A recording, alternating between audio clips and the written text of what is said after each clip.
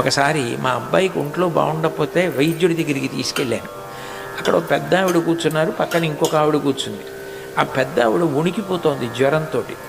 శాలువా కప్పి కూర్చోబెట్టారు. ఆ తర్వాత ఆవిడ్ని పిలవాలి డాక్టర్ గారు. నేనే ఉన్నాం. అయ్యో పాపం పెద్ద ఆవిడ చాలా బాధలో ఉందని చూస్తున్నాను. ఇంతలో ఆ హాస్పిటల్ ముందు కారు ఆగింది. అందులోంచి ఒక ఆయన దిగుతున్నాడు. ఆ బయట ఉన్న నర్సు పరిగెత్తుకుంటూ లోపలికి వెళ్ళి డాక్టర్ గారికి చెప్పింది, ఎవరో ఫలానా ఆయన వస్తున్నారు. డాక్టర్ గారు గబగబా బయటకు వచ్చి రండి రండి అని ఆయన చేయి పట్టుకుని తీసుకెళ్ళి ఏమి ఇలా వచ్చారని లోపలికి తీసుకెళ్ళారు. తీసుకెళ్ళిన తర్వాత ఈ పెద్ద ఆవిడ పక్కన కూర్చున్న ఆవిడ, ఆ లోపలికి వెళ్ళినవాడు నీ కొడుకే కదూ అంది.